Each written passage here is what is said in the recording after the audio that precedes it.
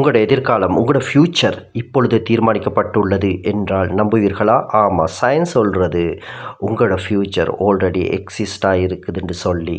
நீங்கள் ஒரு நாள் இப்படி யோசித்து பார்த்துருக்கிறீங்களா?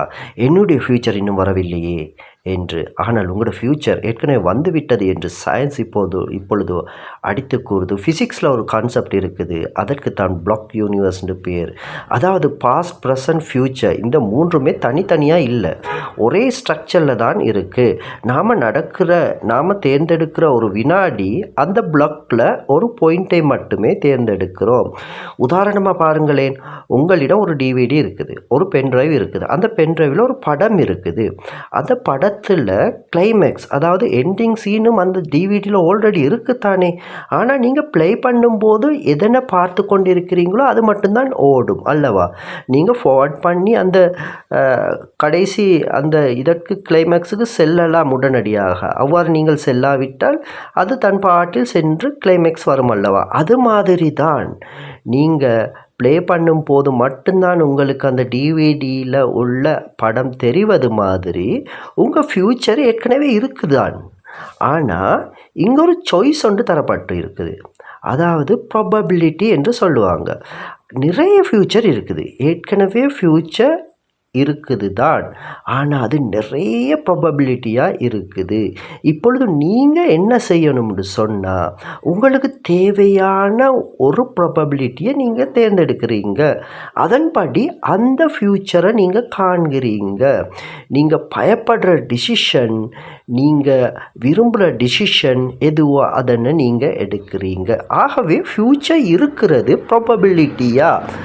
ஏற்கனவே உங்களோட ஃப்யூச்சர் இருக்குது, அது ப்ராபபிலிட்டியாக இருக்குது. இப்படி சொல்கிறது தான் பிளாக் யூனிவர்ஸ்ன்ற கான்செப்ட்.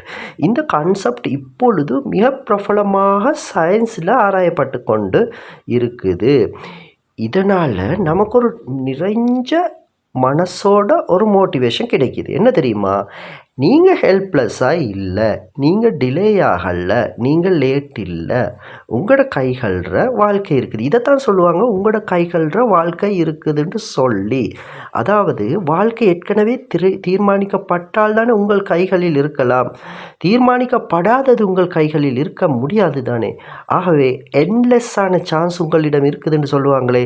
ஆகவே ஃப்யூச்சரில் நீங்கள் ஒரு டாக்டர் ஆகிறீங்களா, ஒரு சாதாரண ஒரு மனிதராக வாழ போகிறீங்களா, நீங்கள் என்ன ஆகுறீங்கன்றது உங்களோட கையில் இருக்குதுன்னு அதுதான் சொல்லுவாங்க. முயற்சித்தால் முடியும் என்று சொல்லுவாங்க. இதை தான் சயின்ஸ் இப்படி சொல்லுது. ஃப்யூச்சர் ஏற்கனவே தீர்மானிக்கப்பட்டு விட்டது, ஆனால் நிறைய என்லெஸ் ஃப்யூச்சராக அது தீர்மானிக்கப்பட்டிருக்குது. அதனை நீங்கள் மனநிலையாக சரியாக வச்சுக்கொண்டு நீங்கள் தேர்ந்தெடுக்கிறது மட்டும்தான் நீங்கள் செய்கிறீங்க. அதன்படி உங்களுக்கு ஃப்யூச்சர் ஆகுது, உங்களுக்கு ஒரு ஃப்யூச்சர் கிடைக்கிது, ஃப்யூச்சர் ப்ராபபிலிட்டியாக இருக்குது. ஆகவே இன்றைக்கி நீங்கள் காமாக இருக்கிற போதே நீங்கள் ஃப்யூச்சரின் டோரை திறங்க. இன்றைக்கி நீங்கள் டிசிப்ளினாக இருக்கிறது போதே, நீங்கள் நன்றாக இருக்கிறது போதே ஃப்யூச்சரின் டோரை ஆக்டிவேட் பண்ணுங்க. ஒரு சென்டென்ஸில் சொன்னால் ஃப்யூச்சர் ஆல்ரெடி எக்ஸிஸ்ட் ஆகலாம், ஆனால் எந்த ஃப்யூச்சரில் நீங்கள் இருப்பீங்க அது இப்போ நீங்கள் எப்படி வாழ்கிறீங்கன்றதை வச்சு தான் டிசைட் ஆகும். ஆகவே இது மாதிரியான சயின்ஸையும் மோட்டிவேஷனையும் இணைத்த சுவாரஸ்யமான வீடியோக்கள் இந்த சேனலில் தொடர்ந்தும் வரும். அதனால் எமது சேனலை சப்ஸ்கிரைப் பண்ணுங்கள், எம்முடன் இணைந்திருங்க.